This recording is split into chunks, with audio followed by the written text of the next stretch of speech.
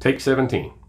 Hey there folks, how you doing today? Welcome back to the channel. Please bear with any background racket that you might hear throughout this production. We are on location where life happens. Sometimes there's stuff going on right over there that interferes with what we're trying to do in here. Also, on a plus side, the temperature is down just a little bit this morning. No need for the fan in the corner, so we don't have the feedback issues that we sometimes have when we're filming in this environment. This video is on the YEET cannon, the Hi-Point YC9. If you have not seen part 1 or part 2 of this series, I encourage you to do so, especially if you're thinking about getting one of these and maybe you're new to firearms or just not real familiar with some of the caveats of this platform. We're going to cover a real quick Reader's Digest condensed version type synopsis of the first 2 videos. But I really think it would be in your best interest to go ahead and watch the other 2. That being said, before we go any further, as I always like to show, empty magazine, safe and empty weapon. That will not fit in here. I'm not worried about it today. It's just to prop it up. Also, we do have some ammunition boxes out here, but there's no loose ammunition in our work area today that could inadvertently wind up inside that pistol. Safety first, folks. If you don't like it, just understand there's no reset button on that kind of stuff, and I'm not going to change this portion of what I present, especially when we're dealing with something that could possibly affect somebody who's new to the game. Safety first. All right, with that being said, video number 1, we purchased brand new, just released Hi-Point YC9, paid a premium for it, all in about 260 bucks. Took it to the range with a variety of ammunition and literally could not get 5 rounds to run through the thing without some kind of issue.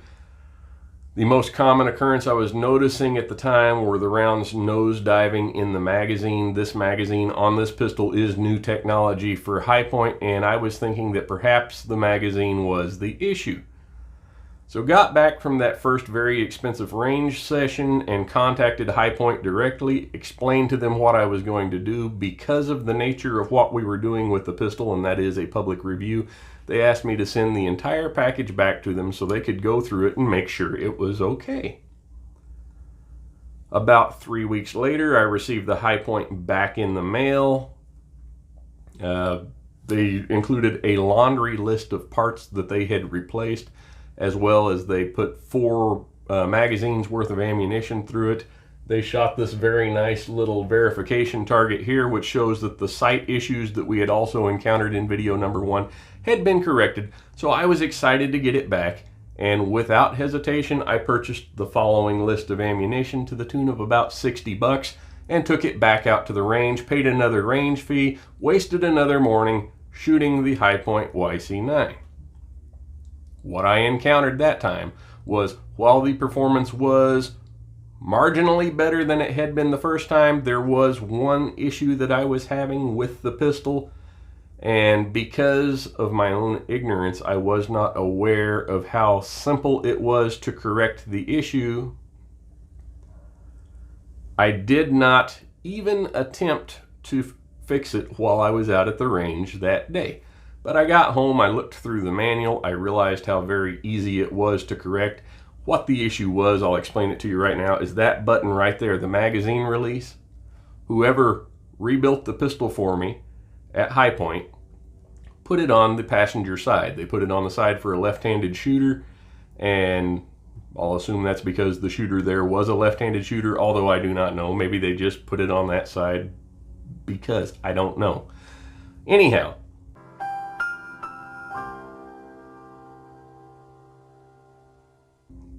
it takes a table full of tools and an engineering degree to field strip a Hi-Point pistol, and I just assumed, which makes an ass out of you and me, that changing the magazine release button on this would be a pain in the neck. Turns out, could not be simpler. As I showed the Rumble viewers, it can be done without tools using only your fingers, although I would say that it would be easier with tools. But regardless, to give the Hi-Point a fair shake, I took it back out to the range one more time to see how it would perform after I had corrected the issue from the second video that I thought was causing the majority of my problems. Now, keep in mind, we did have one failure, one jam, it just didn't work on that second range trip.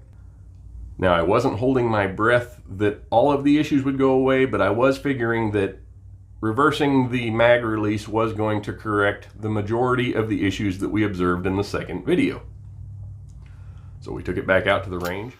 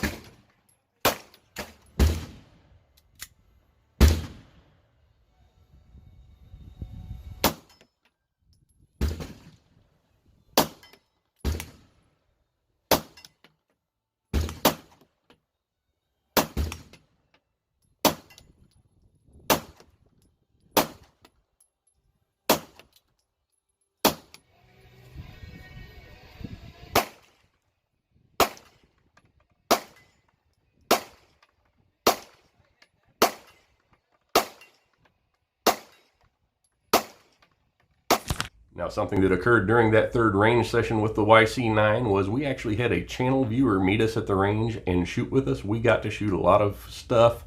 Got to shoot his Hi-Point JXP10, more on that later.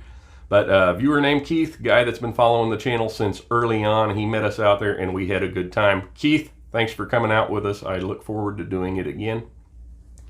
Regardless, shot some other stuff, but I did get around to shooting the Hi-Point YC9, and I put a couple of magazines of Winchester White Box, a couple of magazines of Remington UMC, some Soleil and Below, some MagTech. I don't have the box for the MagTech out here right now. I shot it all up and lost the box out there somewhere. The Federal American Eagle 124 grain, as well as some hollow points. So after putting about 60 or 70 additional rounds through the Hi-Point YC9, and that was a variety of different ammunition, during this third range session I did not encounter any failures with the YC9.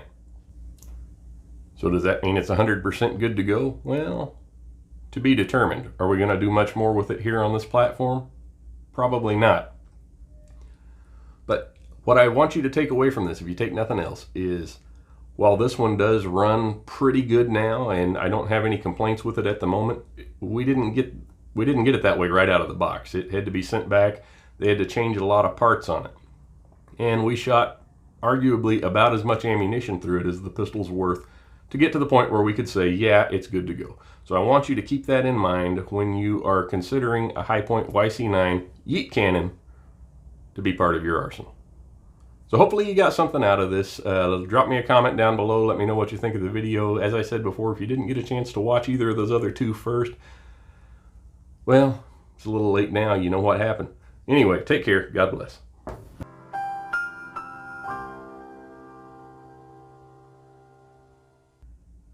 During this third range